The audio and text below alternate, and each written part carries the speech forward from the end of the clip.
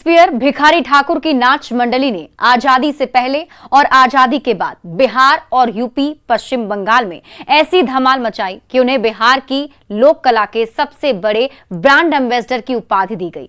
Shakespeare तक कहा गया। इस नाच मंडली के आखिरी कलाकार और देश दुनिया में लौंडा नाच को पहचान दिलाने वाले पद्मश्री रामचंद्र मांझी का निधन हो गया है। नमस्कार, मैं हूं आपके साथ शिप्रा झा। आप देख रहे हैं न्यूज 18 विशेष आखिरी लौंडा।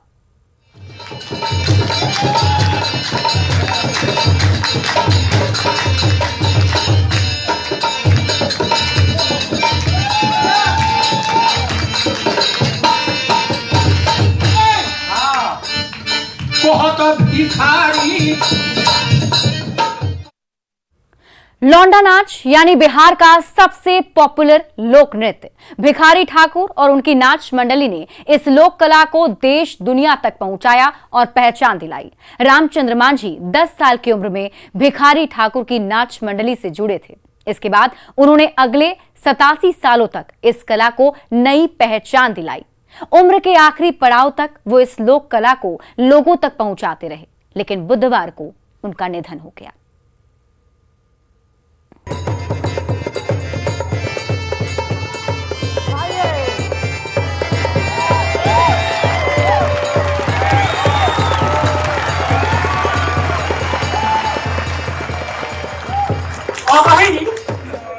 जे आवे बाहर वो लोग के सामने अपना जमाना के श्रीदेवी नाना अमिताभ बच्चन अरे नारे मर्दे रामचंद्र मांझी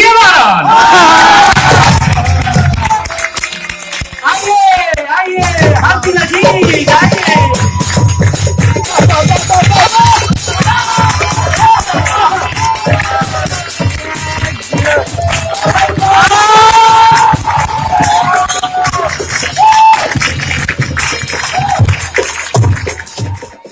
बयानबे साल की उम्र में स्टेज पर थिरकते ये हैं रामचंद्र मांझी। भिखारी ठाकुर की नाच मंडली का आखिरी लौंडा। ये बुजुर्ग जब स्टेज पर आता है तो सीटियां बजने लगती हैं, दर्शक पागल हुए जाते हैं।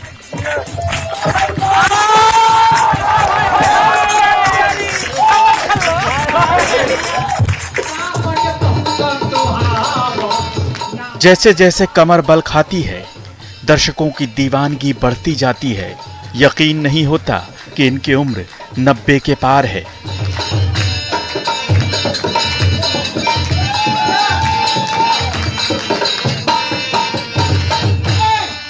जिस उम्र में लोग खाट पर पड़े जिंदगी की आखिरी सांसें गिन रहे होते हैं, उस उम्र में भिखारी ठाकुर का ये आखिरी लौंडा सल में सितारे सजाकर और लड़कियों की तरह मेकअप कर दर्शकों का दिल लूट लेता था।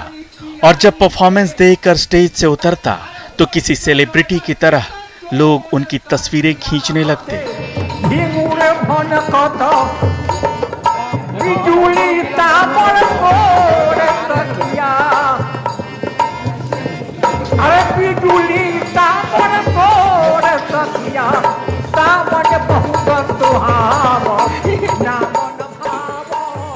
इनके लड़के मेरे पापा लोग नहीं देखे हैं तो मैं कहाँ से देखूंगी, लेकिन मैं इनके साथ में हूँ तो कभी ना कभी तो देखूंगी। लेकिन रामचंद्र मांझी की पोती की ये तमन्ना अब कभी पूरी नहीं हो पाएगी।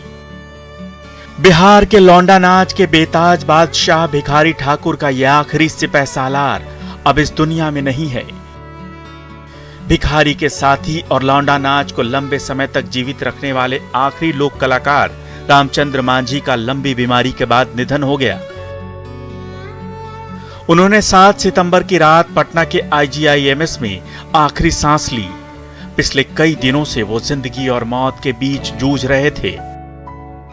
और जिन्होंने नाट्य कला को, लोक नाट्य कला को विश्व ख्याति प्रदान की, ऐसे प्रणम्य पुरुष भिखारी ठाकुर के अत्यंत निकटतम कहना चाहिए आज के समय में वो थे रामचंद्र मांझी जी, जिन्होंने उनकी परंपरा को बहुत ही आगे बढ़ाया और आज उनके प्रतिमान और प्रतिरूप माने जाते थे, अब वो नहीं रहे। तो स्वाभाविक रूप से कला जगत को, साहित्य जगत को भी, क्योंकि शेक्सपियर को हम एक बड़ा साहित्यकार भी मानते हैं, नाट्य शास्त्रीय साहित्य में उनका बहुत ही महनीय योगदान रहा है। नहीं, यह जानकर बहुत तकलीफ़ हुई कि रामचंद्र माझी नहीं रहे हमारे बीच में। दरअसल रामचंद्र माझी ने भिखारी ठाकुर के जो लौंडा नाच है उसको आगे बढ़ाने की अगर दिशा में कि हम कोई बात करते हैं तो वो छोटा होता है। दरअसल भिखारी ठाकुर की टीम के वो एक कर्मठ सदस्य थे, परफॉर्मर थे। बिहार के मशहूर लौंडा नाच के प्रसिद्ध कलाकार रामचंद्र मांझी सारण जिले के नगरा तुजारपुर के रहने वाले थे। उन्होंने 10 साल की उम्र में ही गुरु भिखारी ठाकुर के साथ स्टेज पर पांव रख दिया था और उनके साथ करीब 30 सालों तक वो लोक कला दिखाते रहे। 1971 तक भिखारी ठाकुर के साथ वो अपनी कला का प्रदर्शन करते रहे। रामचंद्र मांझी को 2017 में संगीत नाटक अकादमी अवार्ड से भी नवाजा गया। उन्हें पद्मश्री सम्मान से भी सम्मानित किया गया।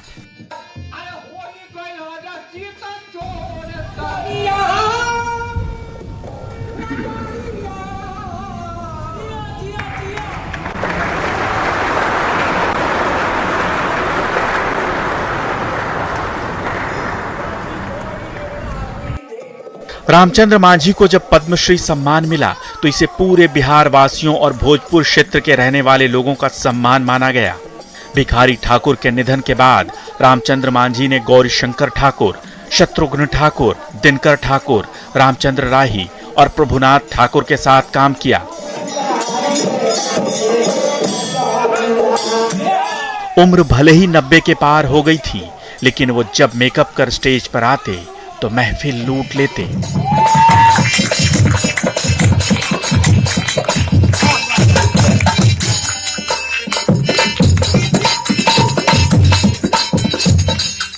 दुनिया को लौंडा नाच से दीवाना बनाने वाले रामचंद्र ठाकुर अपने मेकअप और नाच का सामान कभी अपने घर में नहीं रखते थे। ना कभी घर वालों ने उन्हें स्टेज पर डांस करते देखा था।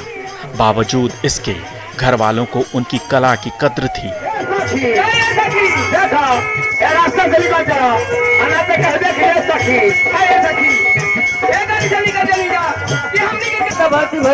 एक बार अपना ये मेकअप करते हैं तो ये सब पहनते नहीं है, गले में वो माला नेकलेस वगैरह, तो बाबा एक बार बनवा कर लाए थे। तो ये थोड़ा कंफ्यूज थे, मतलब कि मैं कहाँ रखूँ, अगर कोई देखेगा। बाबा को ये लग रहा था, तो ये यहीं पे रखे थे जहाँ पे सोते हैं उसके नीचे। तो मैंने देखा तो मैं भी इनको महसूस नहीं होने दी कि हाँ मैं रखी हूँ।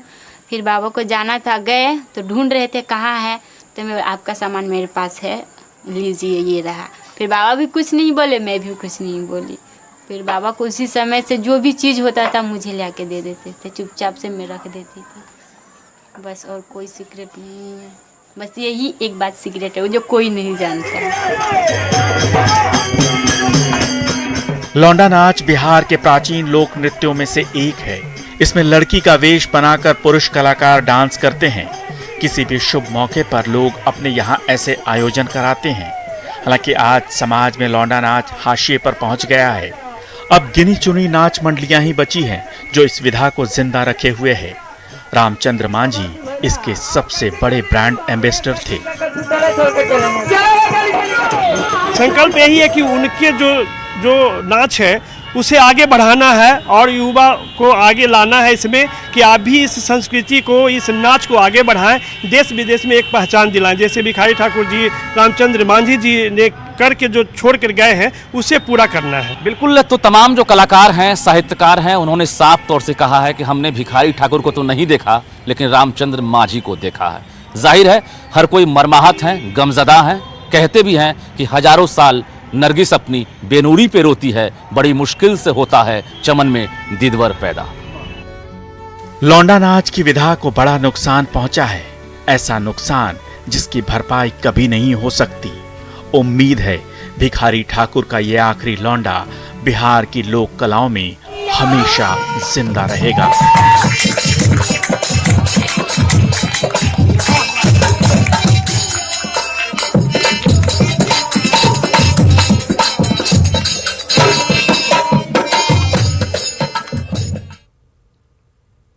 और अब बात उस गुरु की जिसने 10 साल के बच्चों को रामचंद्र बनाया, उनकी कला को तराशकर लौंडा नाच का बेहतरीन कलाकार बनाया, बिहार की लोक कला का सबसे बड़ा ब्रांड एम्बेसडर बनाया।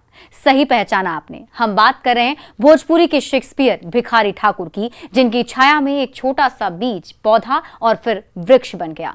भिखारी ठाकुर का सफर उनकी उपलब्धियों की तरह ही अद्भुत है। देखिए विदेशिया और लौंडा नाच के जनक भिखारी ठाकुर की कहानी। पिया गोइले कलकत्ता रे सजनी, पिया गोइले कलकत्ता रे सजनी। पति पत्नी के बीच प्यार और बिछड़न पर भिखारी ठाकुर की ये पंक्तियां आज भी उतनी ही सच्ची लगती हैं जितनी कुछ दशक पहले जब ये लिखी गई थी। हो सकता है समय बीतने के साथ कहने का तरीका बदल गया हो, लेकिन आज भी जब अपना कोई घर से बाहर जाता है तो कोई उसके दिल के करीब उसका ऐसा ही ख्याल रखता है। दूरी के गोइले पति पत्नी के नातवा रे सजनी, पिया गोइले कलकत्ता रे सजनी, पिया गोइले कलकत्ता रे सजनी।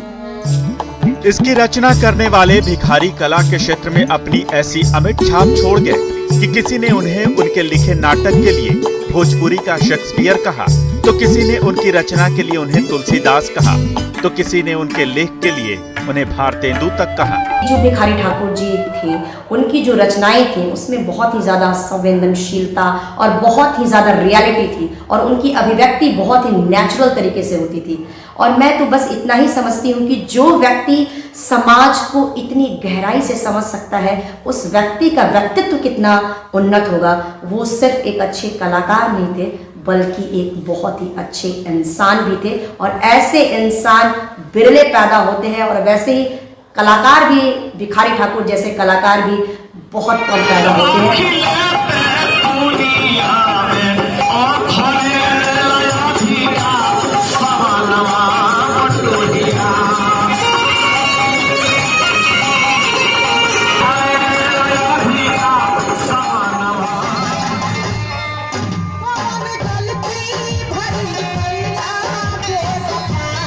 भिखारी ने बिहार में एक अलग तरह के लोक नृत्य लौंडा नाच की शुरुआत की। नाट्य रचना गढ़ने में माहिर भिखारी को अपने नाटकों को लोगों तक पहुंचाने के लिए महिला कलाकारों की जरूरत थी, लेकिन उस जमाने में महिलाओं को उनके घूंघट से निकालकर स्टेज पर लाना बहुत मुश्किल था। इसका तोड़ उन्होंने पुरुषों को महिलाओं की तरह साड़ी पहनाकर निकाला।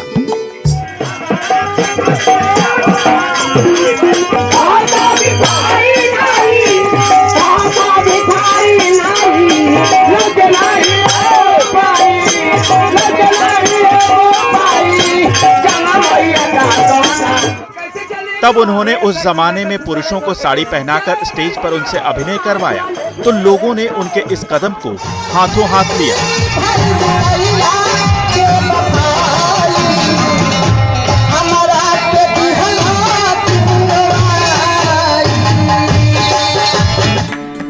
भिखारी ठाकुर 20वीं शताब्दी के महान लोक नाटककार कलाकारों में से एक रहे हैं। भिखारी ठाकुर का जन्म 18 दिसंबर 1887 को बिहार के छपरा जिले के एक छोटे से गांव कुतुबपुर के एक सामान्य नाई परिवार में हुआ था।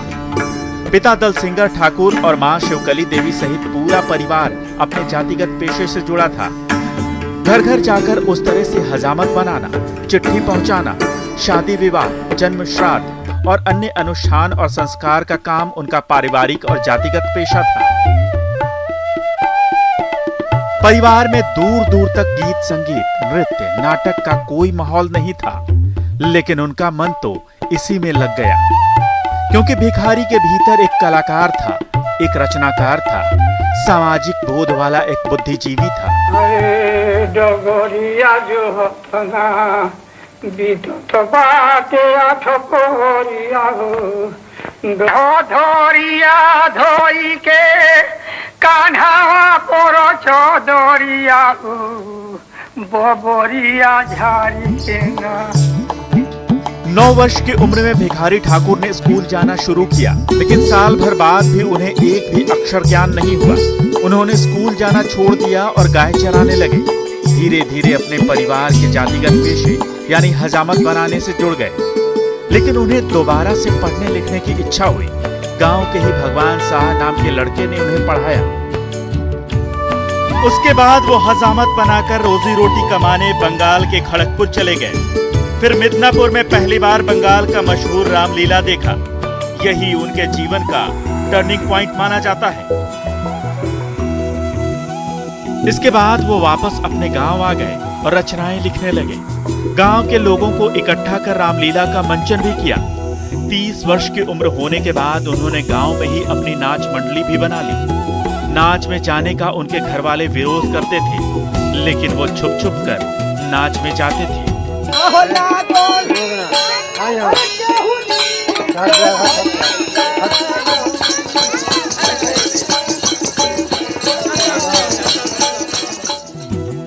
भिखारी ठाकुर ने 1917 में अपनी नाच मंडली की स्थापना कर भोजपुरी भाषा में विदेसिया, कबर खिचोड़, बेटी बेचवा, भाई विरोध, पिया निसैल, गंगा स्नान, नाई बाहर, नकल भांड और नेटुआ सहित कई नाटक, सामाजिक धार्मिक प्रसंग गाथा और गीतों की रचना की।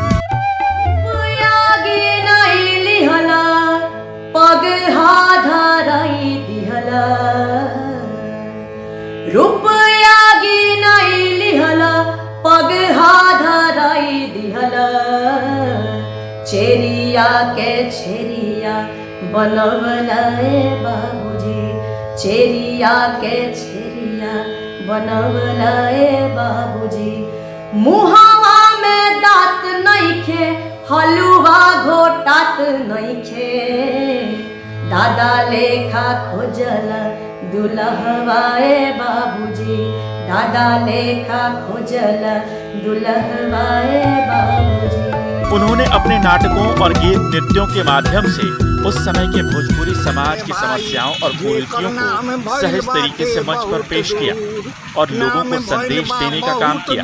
1930 से 1970 के बीच भिखारी ठाकुर की नाच मंडली असम, बंगाल और नेपाल के कई शहरों में जाकर टिकट पर नाच दिखाती थी। बिल्कुल सिनेमा जैसा, सिनेमा के समानांतर। मैं चाहूंगी ये क्या है? ये एक चोला जैसा लगा मुझे, ये क्या है? ये उसी समय का है। इसमें जो है यही सब मेडल जो है काफी पुराना हो गया, पिन निकल जाते थे, तो इसीलिए सारे मेडल को अलग हमने रख दिया। चूंकि ये पुराना हो गया तो पिन इसमें टिक नहीं पाता था। ये उसी समय का, इसी में सारे मेडल लगे। उनकी ख्याति मुंबई नर्सिंग होम का संचालन हो रहा है, जिसका खुलासा स्वास्थ्य विभाग की छापेमारी में हुआ है। खबर के मुताबिक स्वास्थ्य केंद्र के अधिकारियों ने गुप्त सूचना के आधार पर छापेमारी की, जिसके बाद इसका खुलासा हुआ। छापेमारी में स्वास्थ्य कर्मियों की मिलीभगत की भी बात सामने आई है। सरकारी अस्पताल में दलाल मरीजों को बेहतर इलाज का झांसा देकर उन्हें फर्जी तरीके से संचालित नर्सिंग होम में इलाज के लिए मजबूर करते हैं, जहां अस्पताल में तैनात स्वास्थ्य कर्मी उनका इलाज करते हैं, जिसके कारण कई बार मरीजों को परेशानियों का सामना करना पड़ता है। बताया जा रहा है कि इस गंभीर मामले की जानकारी होने के बावजूद भी अस्पताल प्रशासन द्वारा कोई कार्रवाई नहीं हुई है। अस्पताल प्रशासन पूरे मामले में मूक दर्शक क्यों बना रहा, ये भी एक बड़ा सवाल है। हालांकि छापेमारी के बाद स्वास्थ्य विभाग मामले की जांच कर रहा